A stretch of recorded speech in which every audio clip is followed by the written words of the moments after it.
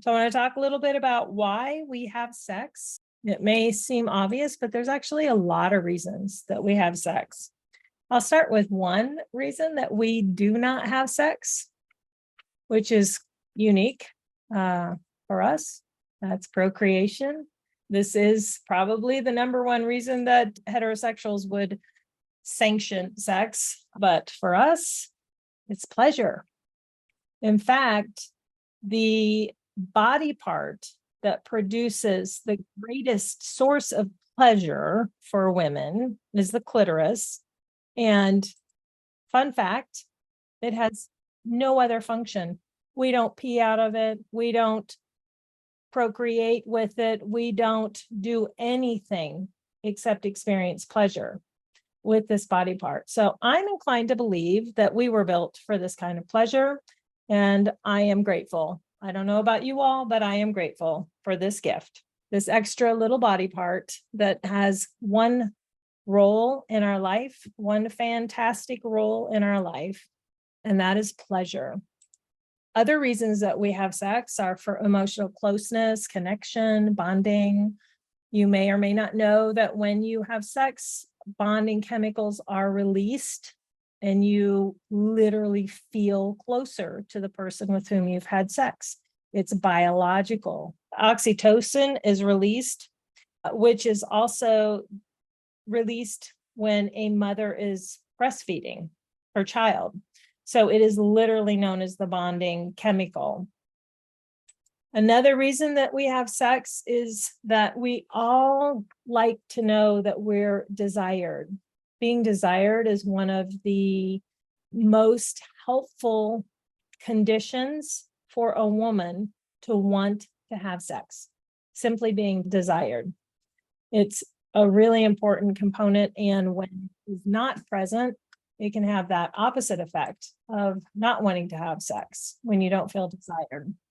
Another reason to have sex is just to maintain your relationship. Having sex is just one of many ways that we say to a person, I like you. I want to be close to you. You matter to me. I want to make you feel good. I like being with you. It's a pretty intense form of communication. If you think about it, you get super close. And the goal is to make each other feel good. It doesn't really get much better than that if you think about it.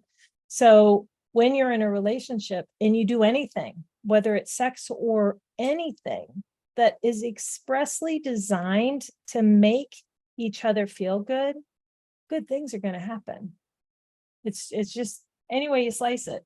If your goal is to make each other feel good, good things are going to happen, and you're going to have a positive outcome from that, typically.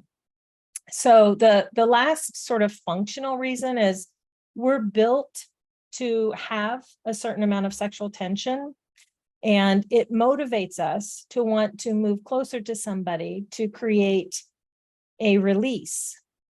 And some people have more sexual tension than other people, and some people therefore have higher sex drives and libidos. And again, this is variable. There isn't a right sex drive or a wrong sex drive, a right amount of sex, because everybody's libido is different.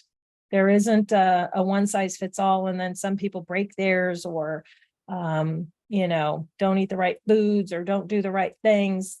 Your libido is a complicated personal part of your makeup. And there are so many variables that influence whether it is on or off or in between. And so there is almost always, it is just absolutely unheard of that people have the same exact libido.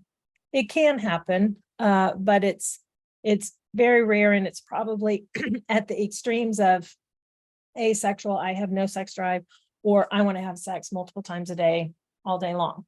Those are probably more commonly aligned than the people that are somewhere in the middle of those two extremes.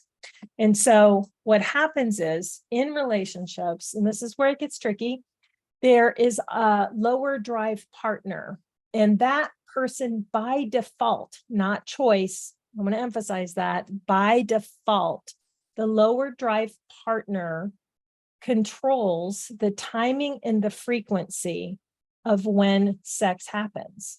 And this person, believe it or not, doesn't like this typically. And so being the lower drive partner comes with a lot of downfalls when it feels like you're a gatekeeper or an obstacle to your partner having access to the kind of sex, or the frequency of sex that she wants, is not a pleasant position to be in. However, it is also not comfortable to be the higher drive partner, because this person frequently feels rejected, unfulfilled, has desires that are not satisfied in the way that she wants them satisfied and when she wants them satisfied. And that leaves her feeling powerless. So this low high drive is what creates the mixed drive relationship.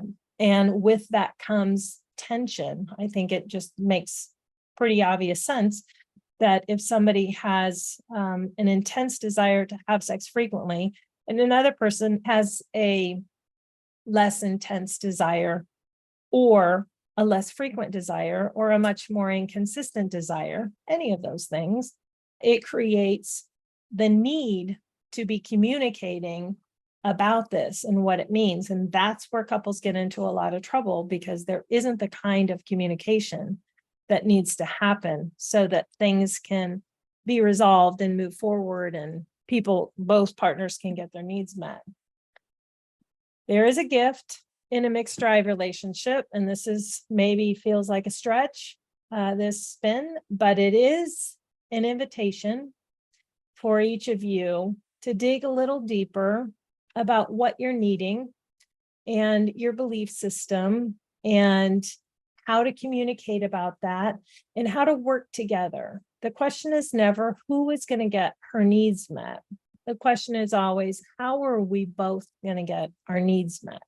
So it requires compromise and understanding and a lot of communication and empathy.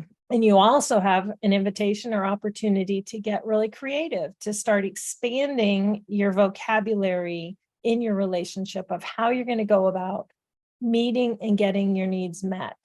Sex is one of many, many ways that we can achieve a certain outcome. And remember, the reasons that people have sex are not just to have an orgasm or to have a sexual release. There's also a desire to feel close, to feel important, for that bonding.